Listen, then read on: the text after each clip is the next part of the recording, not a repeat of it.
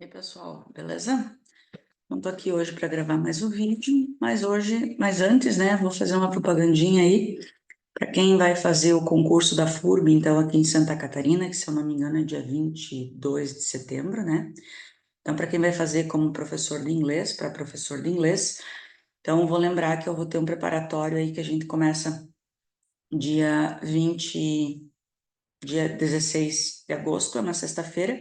Serão 5 sextas-feiras, às 19h30, aulas ao vivo, das 19h30 até as 21 horas.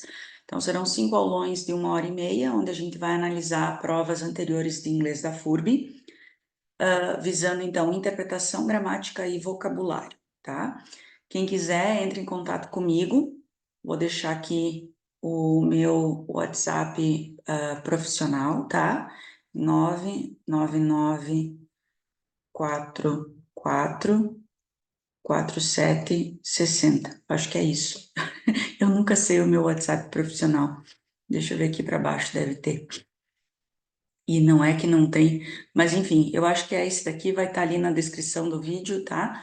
Vocês entram em contato comigo ou me deixam um recado, um comentário aqui no vídeo mesmo, tá? Mas eu vou colocar direitinho ali na descrição do vídeo, mas é esse mesmo, o meu WhatsApp profissional. E eu passo mais informações para vocês. Tem um grupo específico também para informações desse preparatório da FURB, tá? Fora isso, tem o meu site, tá? Que eu vou deixar também o link aí na descrição do vídeo. Tem preparatório para FGV atualizado, tem preparatório IBAN atualizadíssimo, porque a IBAN está colocando alguns conteúdos que antes não costumava colocar, né? Tipo tag question, causative verbs, que antes não tinha. Agora eles estão colocando, então tem lá. O preparatório está bem atualizado para as provas IBAN agora de 2024. Tem o preparatório do Instituto Consulplan também, que está bem atualizado, tá? E agora eu estou terminando um preparatório para Consulpan, que vai ter bastante prova agora em agosto e setembro lá no estado do Ceará, né? Que essa banca meio que domina lá os concursos. E logo eu vou colocar CETRED e COSEAC, que eu fiz COSEAC Maricá agora, que teve quase 70 professores fazendo preparatório comigo ao vivo. Vou colocar CETRED, COSEAC, VUNESP e tem mais uma banca que agora eu não vou lembrar, mas enfim, conforme eu vou colocando lá no meu site, tá? É teachersilvia.com.br. Conforme eu vou colocando, eu vou atualizando vocês aqui. Mas agora o que está saindo é Consulpan, que eu estou terminando, quero ver se esse final de semana, hoje é dia 3 de agosto, quero ver se esse final de semana eu consigo concluir Consulpan, que o pessoal está em cima de mim lá para terminar esse preparatório, e já começamos então dia 16, na sexta-feira, com o primeiro aulão da FURB para professor de inglês, ok? Mas hoje então nós vamos terminar aqui, terminar não, né? Vamos fazer a segunda parte do vídeo de vocabulário Climate Change, tá? Coloquei ali o vídeo de vocabulário parte 1, e vou colocar agora parte 2, depois ainda tem a parte de phrasal verbs, verbs e idioms, tá? Por que que eu tô fazendo esse tipo de vídeo? Porque eu tenho visto que tem se repetido muito esse assunto nos textos de concurso para professor de inglês. Geralmente, o que que eles pedem nos textos de concurso para professor de inglês? A área da educação, né? Então, a parte pedagógica, a parte metodológica, né, com as abordagens, enfim, essa parte de métodos, né, em inglês. Mas, ultimamente, eles estão pedindo muito, tem caído muito, tem se repetido muito esse texto, né, esse vocabulário de climate change, né, as mudanças climáticas, as alterações climáticas, principalmente depois que aconteceu aquela tragédia ali no Rio Grande do Sul, das enchentes, né, então tem se repetido muito esse assunto, então é muito importante que vocês estejam por dentro desse vocabulário, tá? E tem se repetindo muito também a questão da inteligência artificial. Então, quando eu terminar essa parte aqui de climate change, eu vou trazer então o vocabulário específico de inteligência artificial. Porque eu digo sempre assim, ó, o professor tem que estar por dentro do vocabulário que é pedido nos textos, né? Mas como é que a gente estuda vocabulário? A maioria dos professores faz o quê? Faz como o aluno faz, né? Vai lá para o tradutor, faz uma listinha de palavras. Não é assim, gente, tá? Isso é aluno estudando. Vocês são professores, nós somos professores. Como que a gente estuda? Com um dicionário.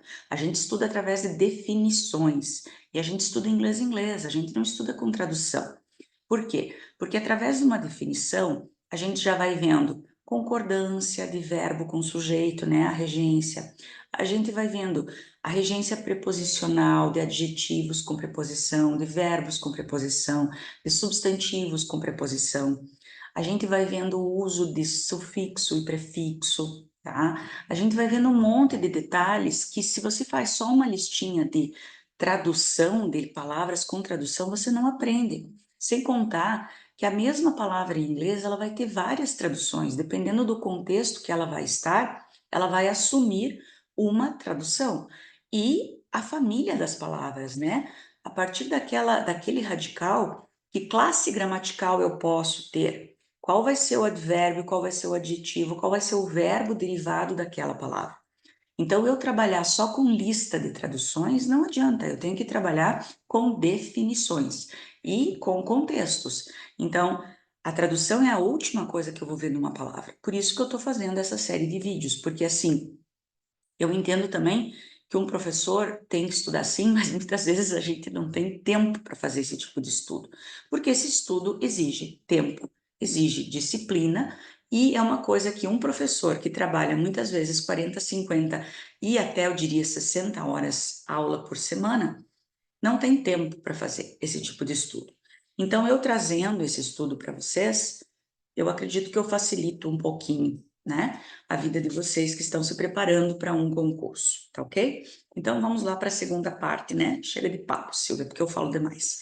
Ah, outra coisa, quem está caindo de paraquedas agora aqui no meu canal, eu não digito, tá? Eu não gosto de coisa digitada. Os meus estudos são todos manuscritos. Então, se acostumem com a minha letra, tá? Se gostou, ótimo. Se não gostou, sinto muito, eu lamento. É o que eu tenho para hoje e para todos os outros cursos e estudos. Quem já está acostumado comigo sabe que eu escrevo tudo, tá? Eu não gosto de digitar, porque é a maneira que eu memorizo. Então, eu sugiro que vocês também façam isso, tá? Então, vamos lá. Esse daqui eu peguei as ideias da Teacher Ana, tá? Eu esqueci o nome do canal dela agora. English Like Natives, acho que é. English Like Native, tá? É uma das professoras que eu sigo. Eu sigo vários professores. E sempre antes de utilizar as ideias de um professor, eu peço permissão, tá? Eu peço autorização para poder utilizar. Alguns me respondem, alguns não. Ela ainda não me respondeu, mas como eu não copiei todo o vídeo dela, né?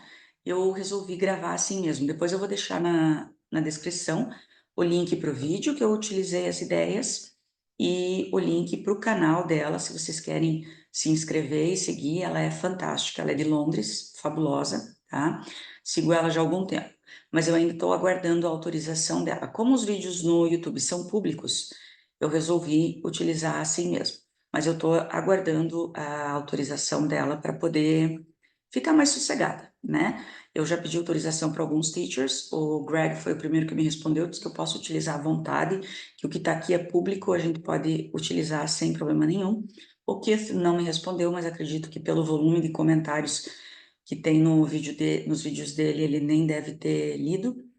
A Teacher Lucy também nunca me respondeu, acredito que pelo mesmo motivo. E a Teacher Ana, eu estou aguardando ainda a autorização dela, mas enfim, como é uma informação pública, eu resolvi colocar, mas eu vou mencionar na descrição do vídeo, tá? Então, aqui, ó, algum vocabulário que vocês podem encontrar ainda, tá? Nos textos e que eu acho extremamente importante. Alguns são óbvios, tá? Você vai deduzir, mas mesmo assim eu achei interessante colocar. Então, number one, air quality. Eu acho que é bem óbvio a tradução, né? Refers to the cleanliness of the air that we breathe. Mas eu acho interessante a definição, você saber. If you live in a big city or somewhere where there's lots of cars and traffic, then you might find that the air quality is quite poor there. Eu acho interessante você ter essa montagem da frase, sabe? Olha aqui, refers to the cleanliness. Talvez você nunca tivesse visto essa palavra aqui, ó.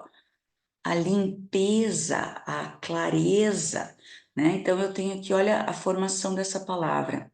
Eu tenho clean, que é limpo, tá? Que é um adjetivo. Daí eu coloco o li, que a gente conhece como mente, para formar, né, um advérbio, né? Limpamente, claramente, enfim. E daí eu volto a colocar o nes para transformar num substantivo. Então, olha aqui, eu posso colocar dois sufixos para transformar num substantivo. Então, isso que eu acho interessante quando você estuda por definições. Olha a aprendizagem que você tem aqui. E que você não ia buscar só pensando em air quality, qualidade do ar. Pronto, morreu o assunto, vamos para a próxima. Entendeu? Você não teve aprendizagem nenhuma. Então, refers to the cleanliness of the air that we breathe. Do ar que respiramos. Pronome relativo. O ar que respiramos. Não posso omitir o pronome aqui ou posso? The air we breathe. O ar que respiramos. Posso porque eu não tenho verbo logo depois, tá? Porque ele é o objeto aqui da oração. Então eu posso. The air we breathe. The air that we breathe. Eu tenho uma condicional, ó. If we live in a big city or somewhere where there's lots of cars and traffic, then you might find that the air quality is quite poor there. Essas frases são ótimas para você treinar a tua pronúncia e a tua fluidez, sabe? Isso é estudar, gente. Estudar não é traduzir, sabe? A gente tem que tirar essa ideia da cabeça como professores. Isso não é estudar. Traduzir não é estudar. Estudar é isso. É você pegar uma palavra, você buscar a definição, você ler essa definição, você reparar nos detalhes do que você tem nessa estrutura. Isso é estudar uma língua, tá? Então, tira da tua cabeça essa história de fazer listinha de palavrinha traduzida. Isso não é estudar. Isso é aluno. Você é professor, tá? Olha aqui, oil spill. O que é oil spill? Refers to waste oil that is deposited into the seas after an accident at the sea. Então, se refere a um lixo, né? A um óleo descartado, um óleo, um vazamento de óleo, que é depositado no mar, nos oceanos, né? Nos mares, depois de um acidente no mar. Então, é um vazamento. Spill é espirrar, vazar, né? So, usually a boat crashing or running aground or capsizing or setting on fire, exploding, will cause an oil spill which can obviously affect the water, the marine life, tá certo, né? The coral, and then wash up onto the beaches and have devastating effects on the people who live there and rely on the ocean for work and for food. Acho que essa minha frase ficou muito longa, né?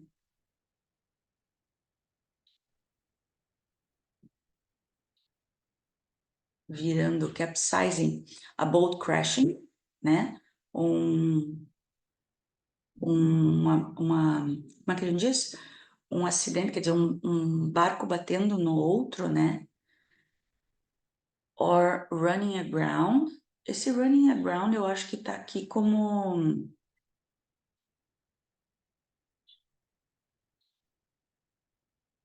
Não, peraí. Deixa eu só tirar uma dúvida aqui. Por que ele não tá aceitando?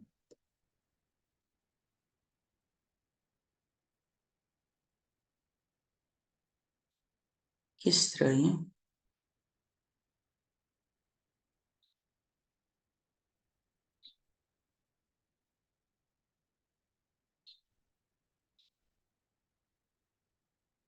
Não sei. Então, a boat crashing, quer dizer, um barco batendo no outro, um navio batendo no outro, quando acontece, né, que daí dá aquele vazamento de petróleo.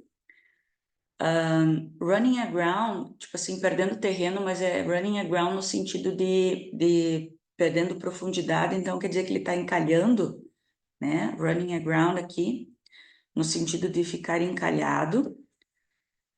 O capsizing quer dizer virando, não descapotando, né, para um barco, ou pegando fogo, explodindo, que vai causar esse oil spill, esse vazamento de combustível, né, petróleo, combustível, que obviamente vai afetar a água, a vida marinha, os corais, e ser levado até as praias, onde terá efeitos devastadores, né, nas pessoas que moram lá e dependem do mar para trabalhar ou para comida, né? So this is oil spill. Refers to waste oil that is deposited into the seas after an accident at the sea. So usually a boat crashing or running aground or capsizing or setting on fire, exploding, and will cause an oil spill, which can obviously affect the water, the marine life, the coral, and then wash up onto the beaches and have devastating effects on the people who live there and rely on the ocean. Olha que estrutura interessante, ó. Rely on the ocean for work and for food, que dependem do oceano para o trabalho e para a comida. Então, é uma estrutura que você pode utilizar e que você já sabe se aparecer, que é no sentido que depende do mar para trabalho e para comida. Então, fishermen, né? Which can obviously affect the water. Então, são estruturas de frases que você já vai ter visto e quando você olhar num texto, ler num texto, você já vai reconhecer, não vai parecer estranho para ti, entendeu? Essa é a vantagem de você estudar por definições. Ah, humanitarian aid. Você sabe que é ajuda humanitária, tá? Mas leia a definição, pratique o teu inglês. Is the act of showing support to people who are struggling to survive. Olha que definição. Is the act of showing support to people who are struggling to survive. É o ato de demonstrar apoio a pessoas que estão lutando para sobreviver. Cara, por que eu tenho ing aqui, ó? Porque eu tenho uma preposição, o verbo diretamente após uma preposição precisa de ing, mesmo que a gente não traduza no gerúndio, porque o ing não é só gerúndio em inglês. Nossa, eu já falei isso 1 milhão de vezes, ó. É regra, tá? Ele é infinitivo aqui porque ele está depois de uma preposição. É o ato de demonstrar, não é o ato de demonstrando, tá? So it's the act of showing support to people who are struggling to survive. So if they're... Olha que interessante essa estrutura, me chamou muita atenção, porque a teacher Ana, ela é britânica, tá? Ela é de Londres. Então, o inglês britânico, eles consideram grupo, família, governo, tudo plural. Então, eles concordam o verbo com o plural. No inglês americano, é muito mais comum você ver essa concordância com o singular. Então, olha aqui, ó. If there are a group, olha que interessante, are, plural, mas eu tenho a group singular.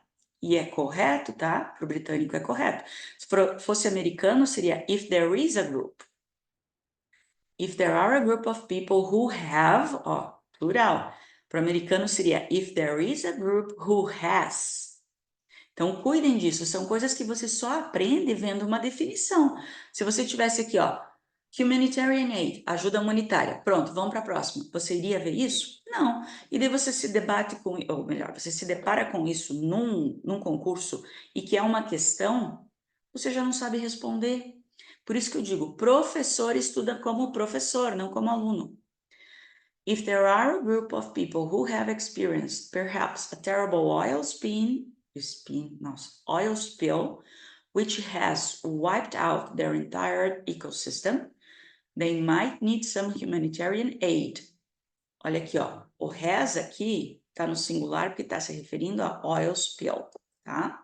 O derramamento, vazamento de oil, de petróleo, de combustível, enfim. Which would probably provided, which would probably, tá faltando uma coisa aqui, which would probably be provided by another country, tá? Acho que eu esqueci na hora que eu copiei. Eu tava ouvindo ela. Which would probably be provided by another country. tá? Então, é esse tipo de coisa que eu digo para vocês. Tradução, listinha de palavra com tradução não é para professor, tá? Energy conservation. So, energy conservation é o que a gente chama de economia de energia, mas eles chamam de conservation, tá? Is about the careful management of energy resources to ensure that they last as long as possible. Então, seria o gerenciamento, né? Me fugiu uma palavra melhor agora. Administração dos recursos de energia para garantir que eles durem o máximo possível, né? Então, por exemplo, at home, you might try to conserve energy by turning off the lights when you leave the room. Então, isso a gente já está cansado de falar sobre, mas é sempre necessário, né? Environmentally friendly. Então, environmentally friendly é o que a gente chama de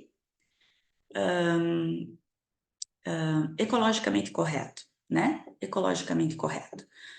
So, por exemplo, se você está falando de um produto, né? It's a product or a type of behavior, ou um tipo de comportamento that does not harm the environment, que não prejudica, esse verbo é muito usado, tá?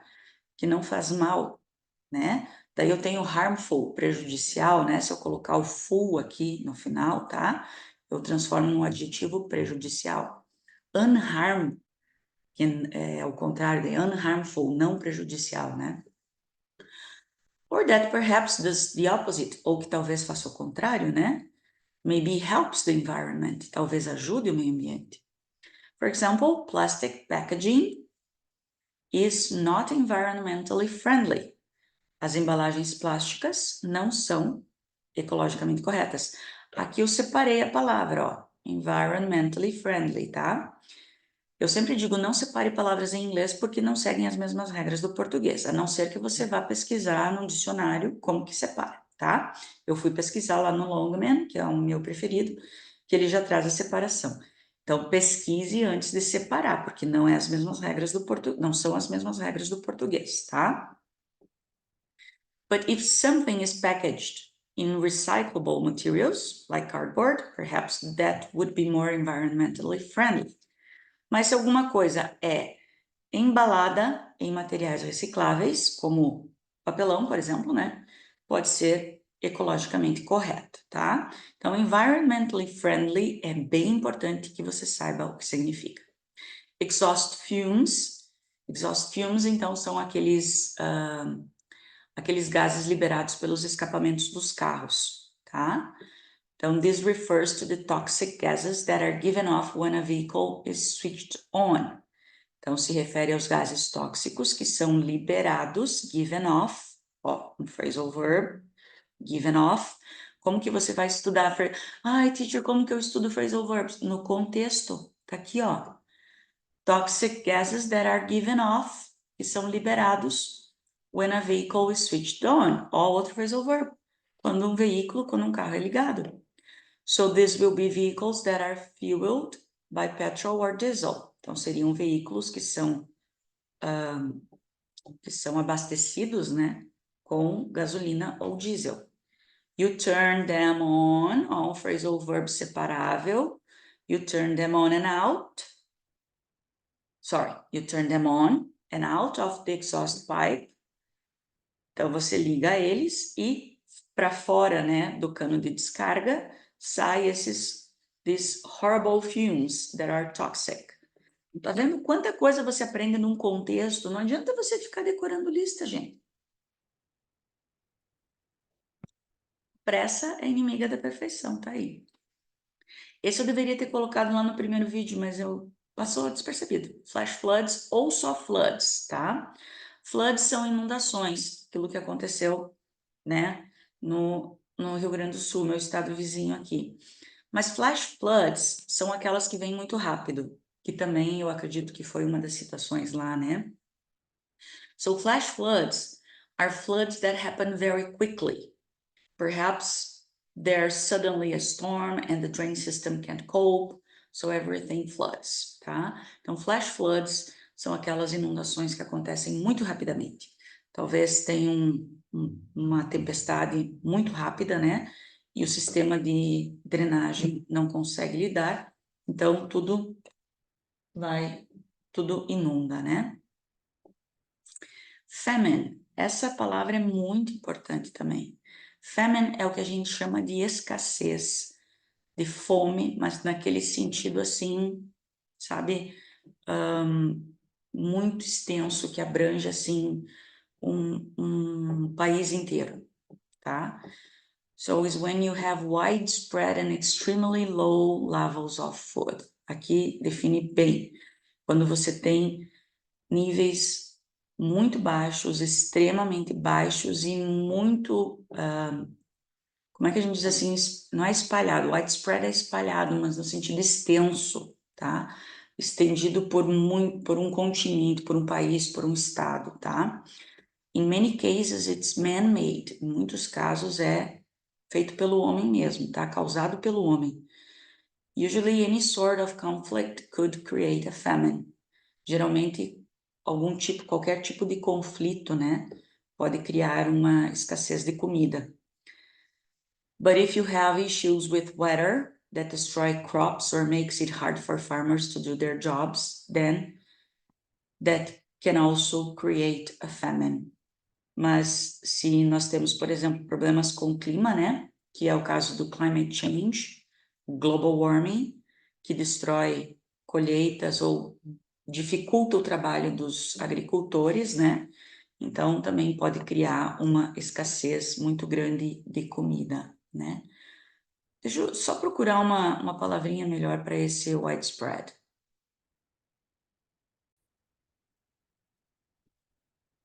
Não gostei muito das palavras, mas predominante,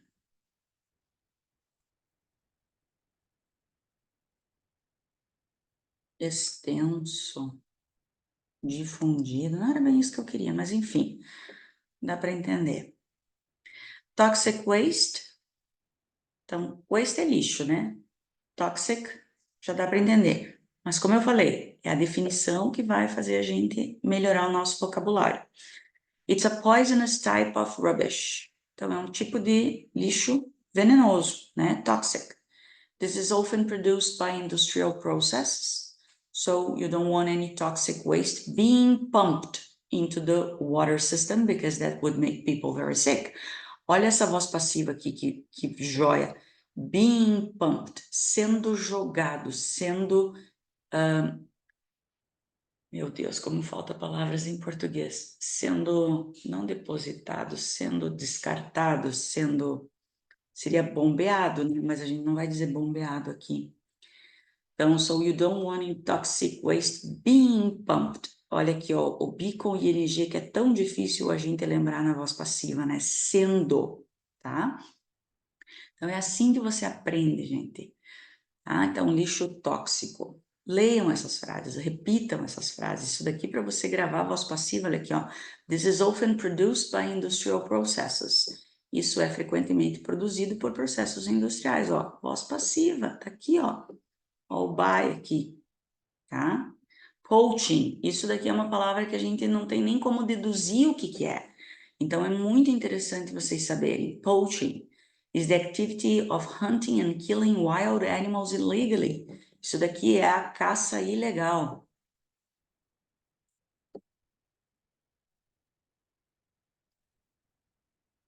Is the activity of hunting and killing wild animals illegally. We often hear on the news about the poaching of elephants or rhinos, usually because of the value of their tusks. Então, a gente frequentemente escuta notícias sobre a caça ilegal de elefantes e rinocerontes, geralmente por causa do valor das suas presas, né? Então, tusks são as presas, tá? Então, poaching, olha, uma palavra que não tem nem como a gente deduzir, porque ela não se parece com nada, né, do português. Então, uma ótima palavra para a gente memorizar, que pode aparecer quando falar, né, de wildlife, wild animals, tá? Poaching. Pressure group is a group of people who try to raise awareness of issues and try to affect the views and actions of people and organizations. Então, pressure group já diz, né? São os grupos de ativistas. Ativistas, tá? Então, os grupos de ativistas, né? A group of people who try to raise awareness of issues and try to affect the views and actions of people and organizations. Então, um grupo de pessoas que tenta fazer crescer a consciência, né? Então, aware, então você consciente, né? O adjetivo coloco ness, transformo no substantivo consciência. Então, ó, já estou aprendendo a questão de sufixo, né? Então, definições, gente. Loss of habitat, então a perda do habitat, né? Is the decline of areas of land where animals and plants would normally live. Perfeito, né? A diminuição das áreas de terra onde os animais e plantas normalmente viveriam, tá? Man-made disaster, já diz, né? It's quite self-explanatory. Adoro essa palavra aqui, self-explanatory. Man-made disaster. It's widespread damage or loss of life brought about, phrasal verb, bring about, né? By the actions of humans, a disaster created by man. Então, é autoexplicativo, né? É um dano espalhado, difundido, extenso, né? Ou a perda de vida causada, acontecida, feita pelas ações do homem, dos humanos, um desastre criado pelos homens, tá? Man-made disaster. Diferente de natural disaster, né? Natural disaster é uma coisa da natureza, né? Um hurricane, um earthquake, um flash flood, tá? E o último, an endangered species, tem duas pronúncias, tá? Species e species.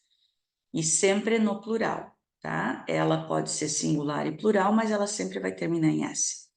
This means a category of animal or plant that's in danger of becoming extinct. Então, endangered quer dizer ameaçada.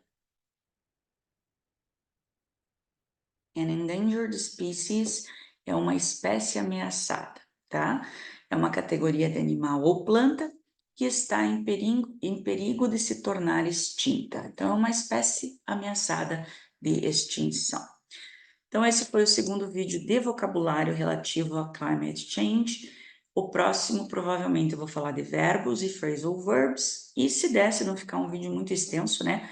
Vou trabalhar também com algumas expressões idiomáticas, ok? Espero que vocês tenham gostado. Vou deixar todas as informações aí na descrição. And thank you very much. See you next video. Bye bye.